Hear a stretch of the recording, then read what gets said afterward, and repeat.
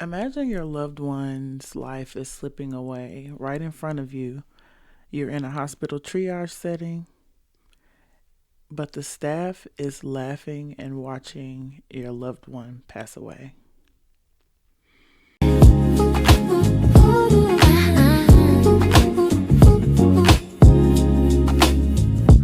Let's talk.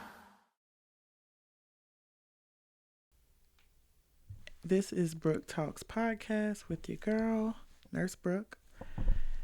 And I want to throw out a disclaimer that I am a registered nurse with a master's degree in nursing education, but I am in no way a physician. So I do not diagnose, treat, identify any illnesses or diseases. So if you have any medical emergency, you or someone that you love, you need to seek emergency help. If you need any medical advice, reach out to a physician.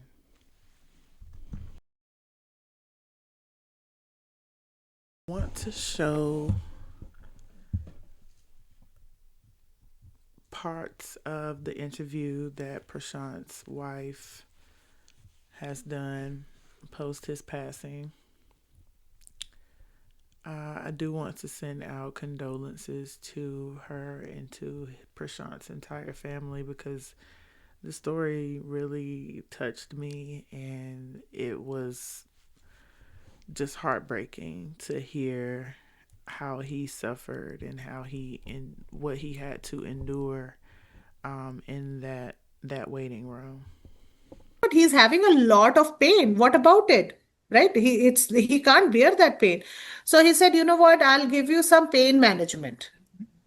So he gave him, those medicine cups, like small medicine cups. He Yeah. put three pills. He put three pain management pills in it, and then he said, just take it. So he didn't. They did not give him any water or anything, just the pills. So I'm not sure how he was supposed to take the pills.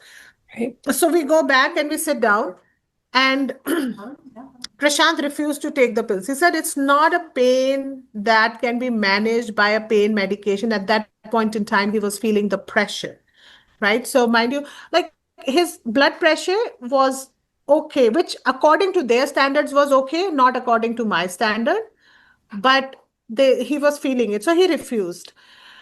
Again, sometime later, you know, he said, Niharika, I can't bear the pain. Let's go and ask them. And then we are looking at the medication. He said, what is this medication? Did they tell you what is this medication? Right? Because he's barely able to stand up. He didn't know what that person was talking to me.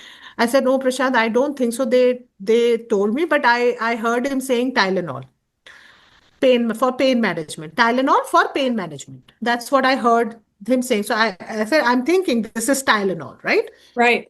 So I'm also trying to read the pills at the same time, if I can read what it is. But the pills, due to the moisture and we were sitting close to the window, they had already gotten soggy by that point in time. So I said, Prashant, it doesn't look good to me. Let's just throw it and get some different pills. So then we go again in the line, mind you, we go back in the Now let's talk about what happened.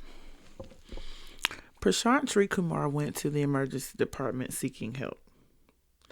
He reported chest pain. He reported shortness of breath. Two symptoms, by the way. In healthcare, most of us know that those should raise immediate concern. Okay. He was triaged. He was assessed. And then he was told to wait. He waited for hours.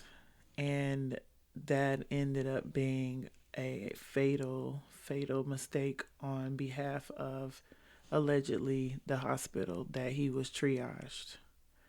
He waited approximately 8 hours for any type of serious attention. He sat in the public waiting area, not a monitor, not a hospital bed, not under any type of continuous observation or continuous vital signs or assessments. He was just waiting in excruciating pain. Apparently, at some point, Prashanth suffered a heart attack. He went into some type of cardiac arrest. He collapsed. He passed away. This is Not a story about like one bad nurse or a story about one careless doctor. It's a story about how modern healthcare it kind of fails us quietly, loudly, clearly, but quietly. So let's talk about triage for a moment. Triage does not mean that there's nothing serious happening. Triage is we need to prioritize who needs to be seen first. Okay. You can have 5 patients come in at one time. One is in because they got bit by their dog. Okay. One could be in there for severe chest pain, such as in the case with Prashanth. Another person could be coming in there for, severe migraines.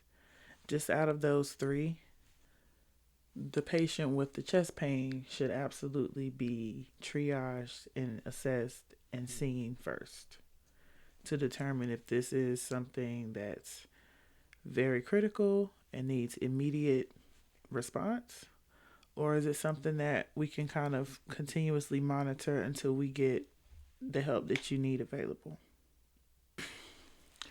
Chest pain does not automatically mean that a person is having a heart attack.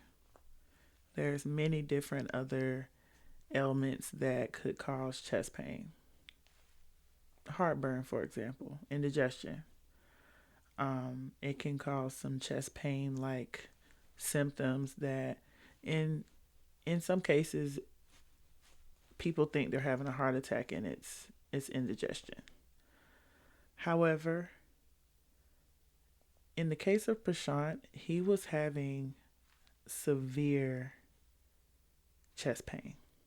15 out of 10, it was quoted, his wife and his father said that Prashant said prior to him passing at the hospital that his pain was rated at a 15 out of 10. What that tells me as a nurse, if I have a patient, any patient tell me that their pain rating is a 15 out of 10, I should be on high alert because that's not normal.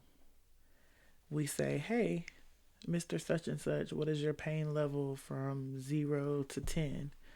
0 being no pain, 10 being the worst pain you've ever had. And if they say a 15, that should warrant that something pretty serious is going on here. Chest pain symptoms, heart attack symptoms look different person to person, male to female. Sometimes it doesn't look like how Prashant was presenting. Sometimes it looks like nausea or vomiting. Sometimes it looks just like just shortness of breath. Sometimes there's pain, but it's not so severe. Sometimes there's anxiety or the patient just feels like something's not right, an impending sense of doom or malaise is what we kind of call that in the healthcare field. Sometimes a patient can be having a heart attack and they look absolutely stable. But in the case that a patient is clearly exhibiting severe chest pain, they're diaphoretic, they're sweating, they're telling you they're short of breath, they can't catch their breath, they're holding their chest, they can't walk. That's very alarming. That's very alarming.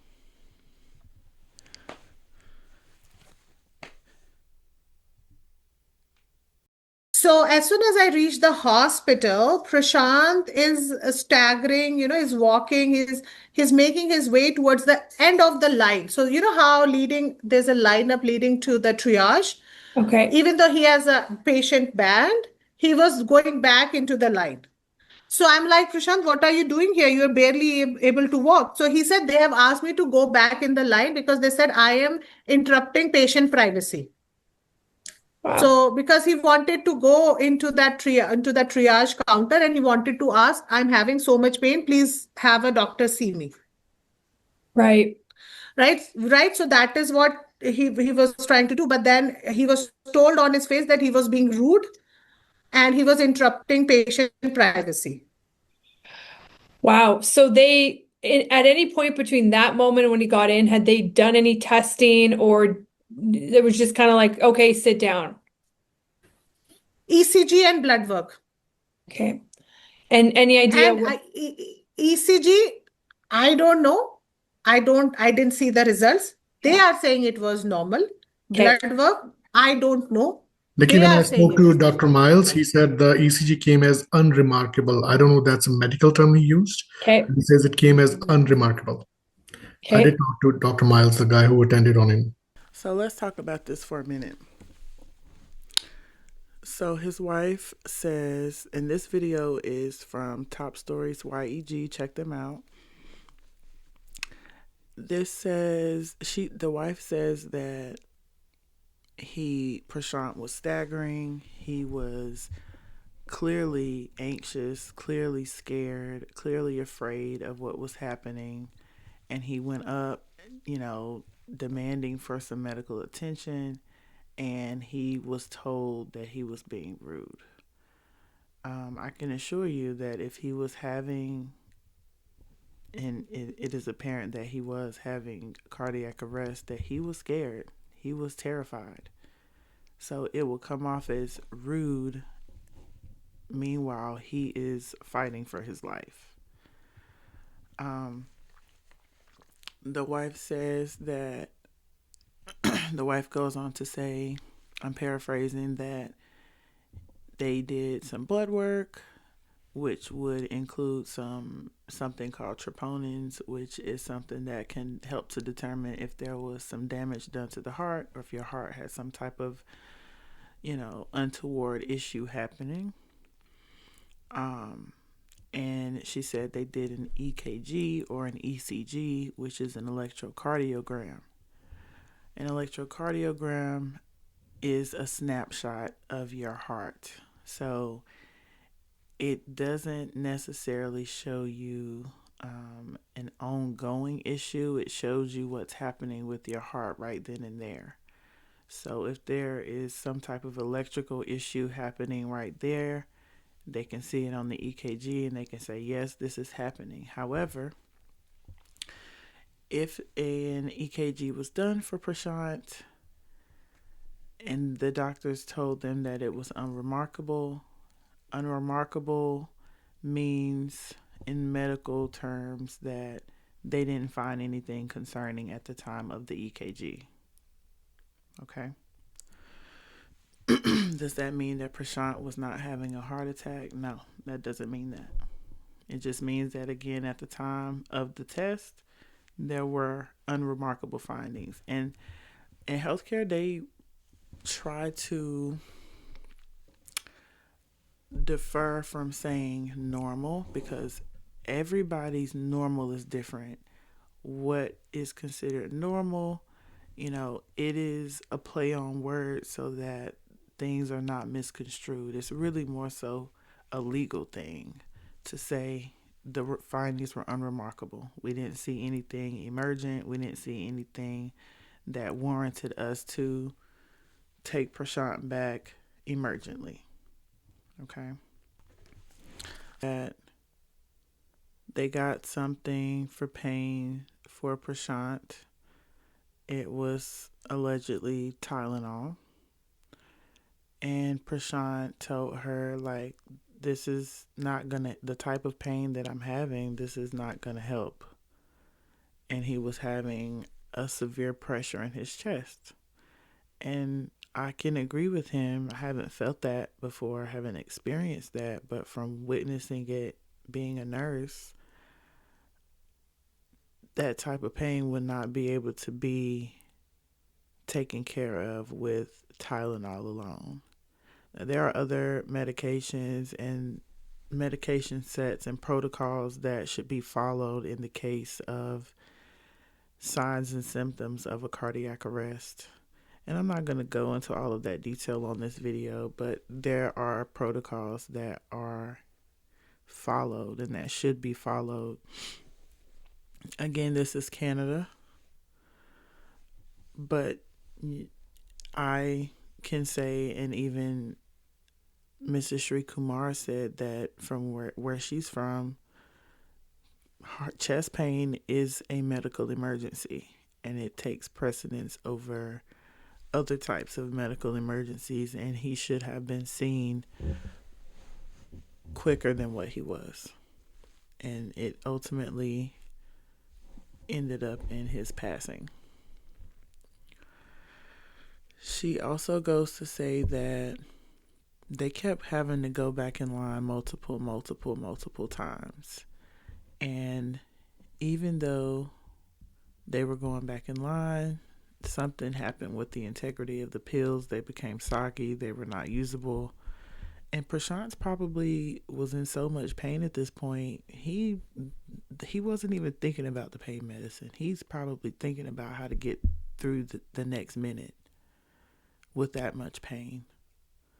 Prashanth definitely would have needed something way stronger than Tylenol at that point. He would have needed some morphine or something to that effect, and to be stabilized and placed in an area where he could be monitored continuously until, further intervention could be done.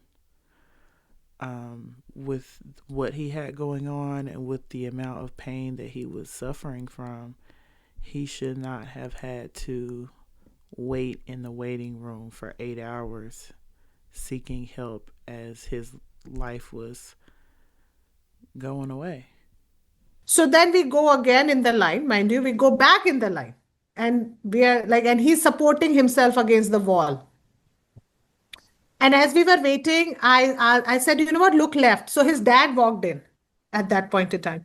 The minute his dad walked in, he hugged him as a baby. He said, Daddy, it is so much pain. Like, I can't bear the pain. Like, please hug me, hug me here, hug me there.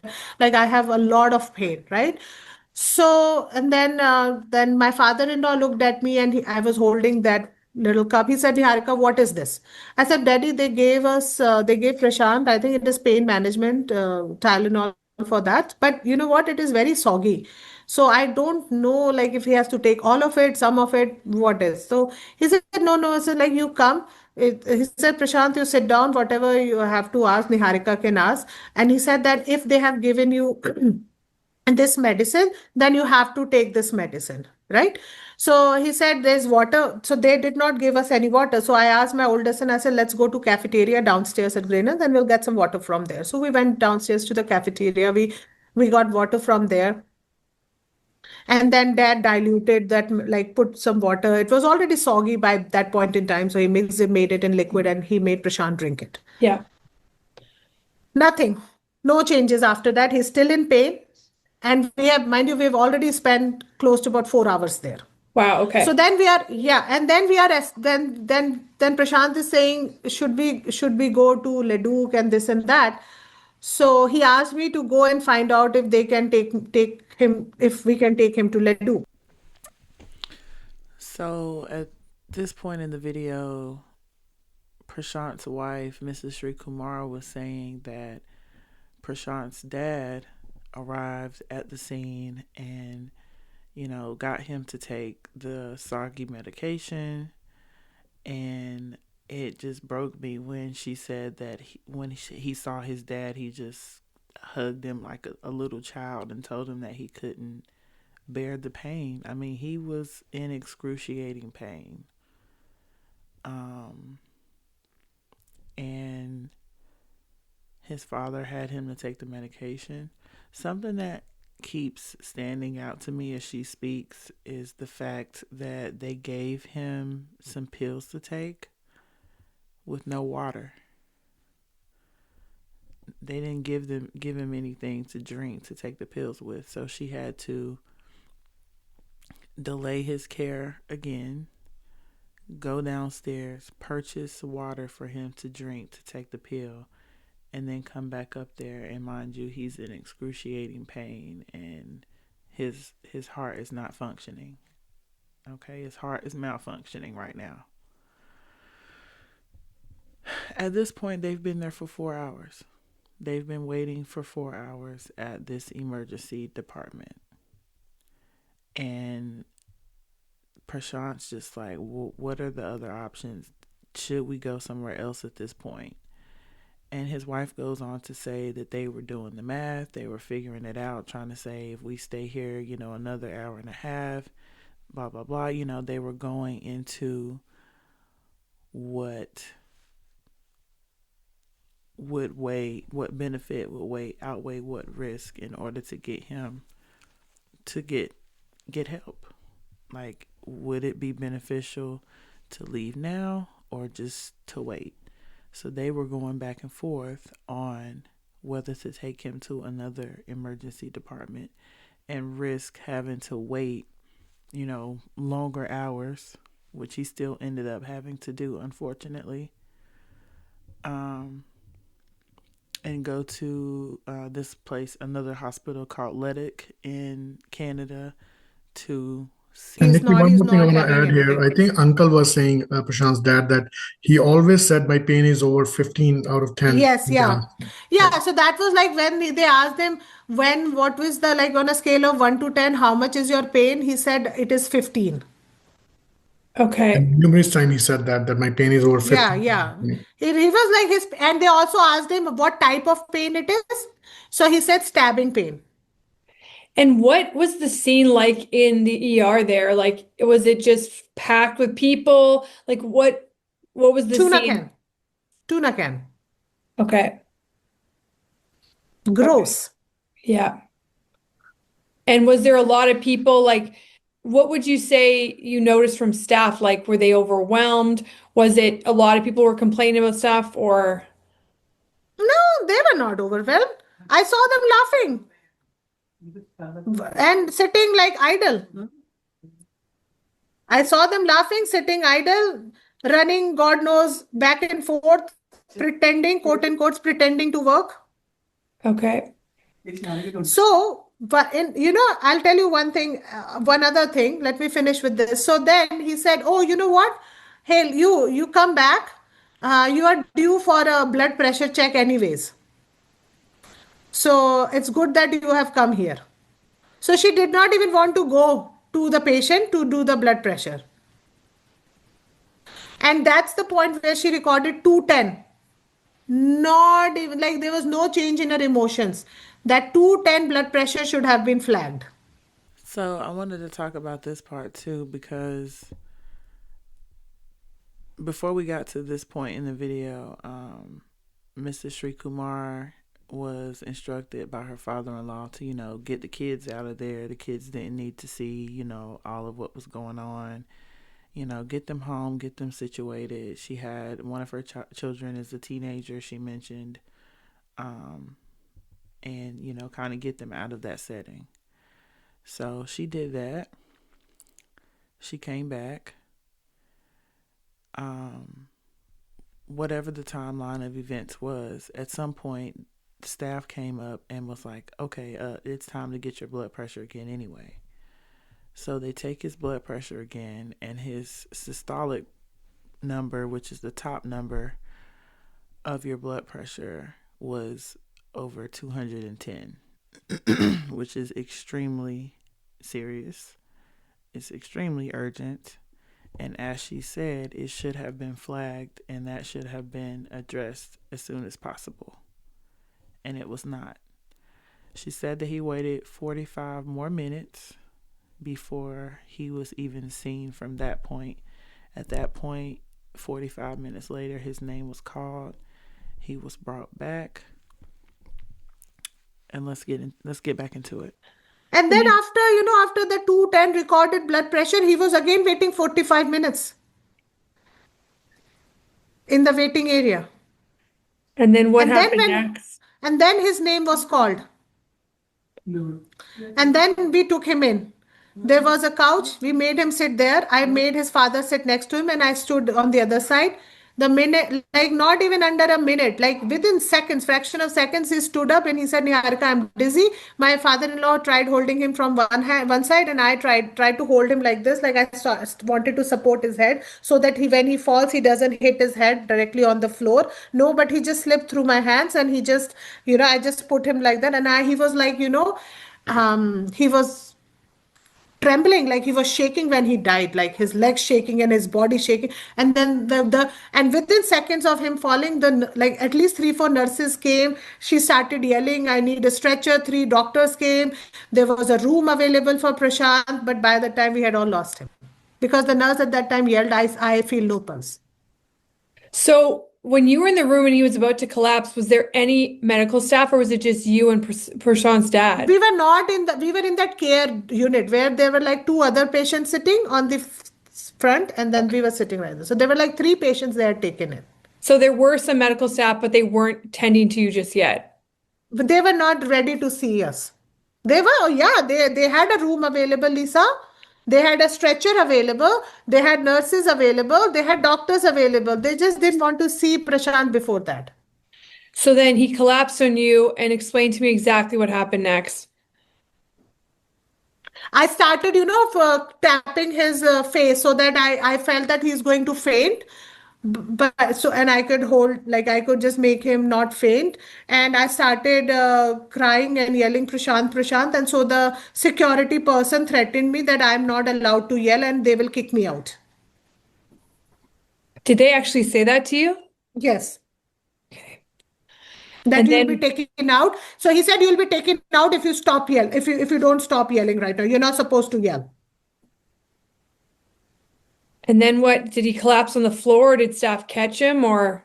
No, he collapsed. No, they was like they did not catch him. They came after I put his head down. So he's on the floor at this point, or explain to me. Yeah. Yeah, he's at the floor at this point. Within seconds of like sitting in the couch, he's on the floor. So let's talk about this. So again, Mrs. Sreekumar is talking to Lisa here from Top Stories YEG. And in the video, she says that Prashant was called back. He was called back into another little waiting area where a couple of him, as well as a few other patients, were waiting to be placed in their rooms. The room was available, but the staff was not ready for them yet. Somewhere in that process, Prashant was telling them that he was extremely dizzy. He felt faint. And at some point, he did fall down with the assistance of his family. No staff assisted him when he fell to the ground. His family did. So his family is calling his name, screaming his name, trying to keep him alert and awake. And he's shaking and trembling, and that from seeing things in my experience, I know that was very traumatic for her and his father to experience that. And she's screaming his name, and the staff is telling you to stop yelling because it's disruptive to the other patients. Meanwhile, your husband is dying. After, they tried to get her to calm down, they whisked her away to a quiet room. And eventually, the doctors did come in and tell her that they were not able to save. Runs to him, and then what describes to me what they did and what they said. So they pulled me and they said, take her to a quiet room. So you were pulled away from him when he was on the floor. Yeah.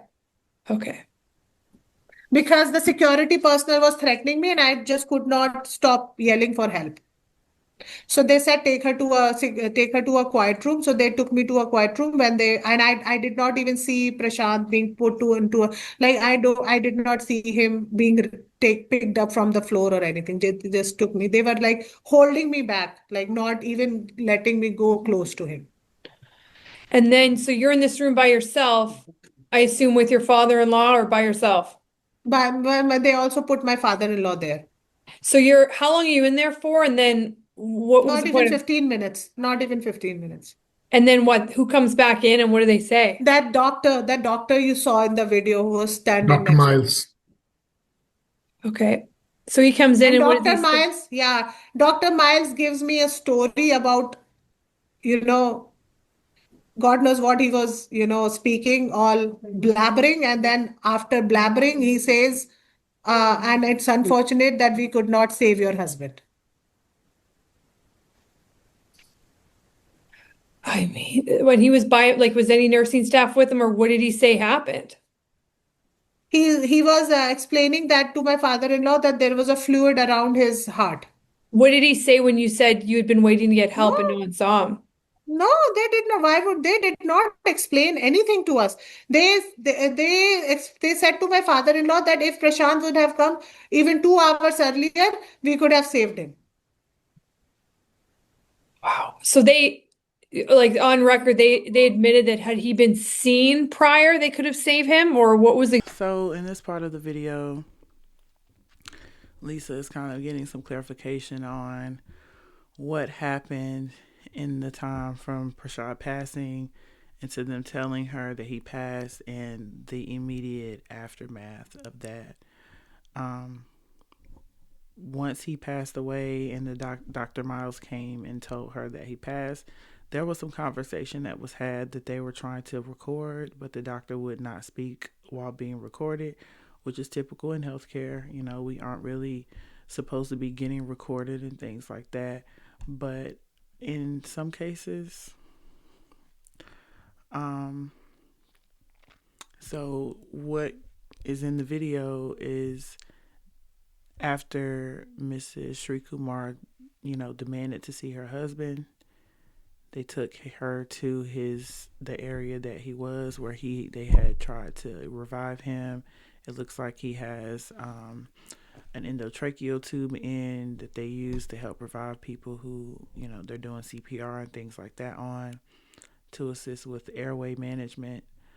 And he's there and the doctor's not speaking. Apparently, allegedly, the doctor told them that had he been seen just 2 hours prior to that, he could have possibly been saved. At this point, Prashant had been waiting for 8 hours prior to his death to be seen. Again, I want to send my deepest condolences to the Sreekumar family and to his wife and their children and their family. This shouldn't have happened. This should not have happened. And something's got to change. Something has got to change on all ends of the healthcare spectrum. Bedside manner is an issue.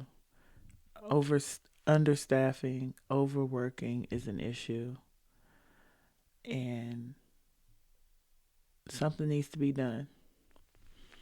So thank you for taking the time to listen to my first podcast and my first story. Please come back. Please come back. Share, like, subscribe. I'm going to do lots more videos and there's lots more to come in 2026. This is Nurse Brook from Brook Talks. Happy New Year.